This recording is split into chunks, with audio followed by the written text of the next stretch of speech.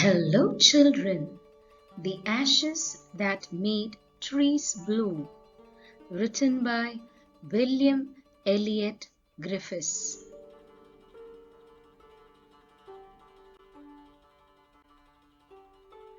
Introduction.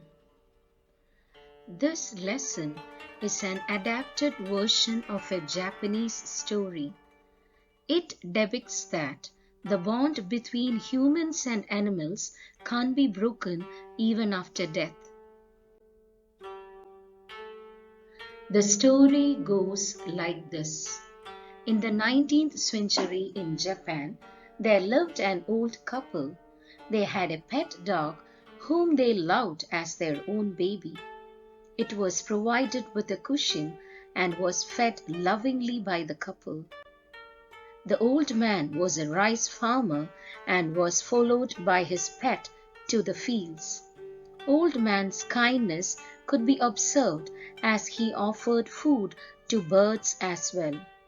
One day, the dog has taken the man to a spot and began scratching the earth there.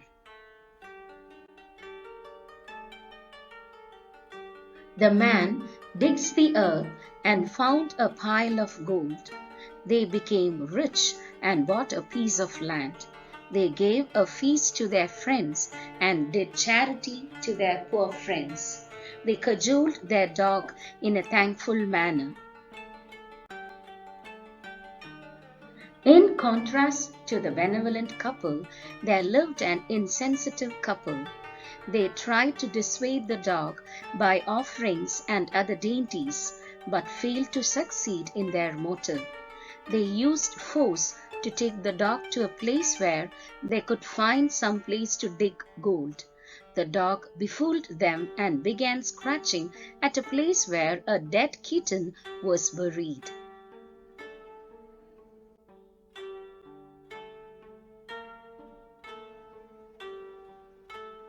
Angrily, the old man killed the dog, and his wife nearly chopped off his head with a sharp hoe. Then they buried his carcass into the soil and made a heap of earth over it. The old couple regretted the severance with the dog and mourned its death. He set up bamboo tubes to demarcate its grave and laid a cup of water and food as they used to do to feed it. That night the spirit of the dog appeared in his dreams and asked him to cut the pine tree near his grave. It wanted him to make a mortar for his rice pastry and a mill for bean sauce. The old man followed the wish of the dog. The rice was boiled and it was poured into the mortar. The old man lifted the hammer to pound into the dough. To his surprise, it changed into a heap of gold coins. The same thing happened with the old woman. When she poured beans to the handmill, gold started dripping like rain. The jealous neighbors were watching everything, so they came to borrow the mortar and the magic mill. But their pastry turned out to be a foul mass of worms. They were furious and cut the mill into pieces and used it for firewood. The generous old man dreamt again.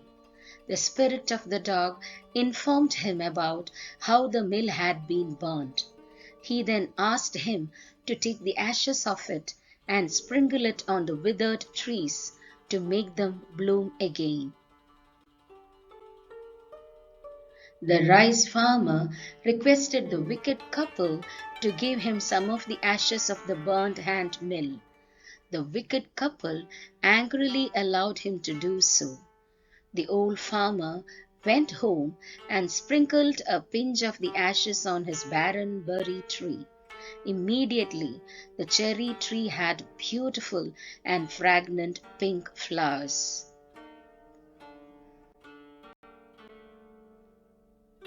One day, the landlord was passing by the rice farmer's village. The rice farmer did not kneel down on the road to show reverence to the daimyo as was the custom. Instead, he climbed up a dried cherry tree. Just as the landlord's royal cart approached, the rice farmer sprinkled some ashes on the dried cherry tree. The tree blossomed immediately. The daimyo was very happy and gave him many gifts. Again, the greedy neighbor decided to imitate the old man. He collected some ashes from his fireplace. One day, another landlord's procession was passing by on the highway. The wicked man climbed on a dry cherry tree. He threw some ashes on the tree, but nothing happened. Instead, the landlord and his wife started to sneeze and cough. The landlord's soldier beat him to death.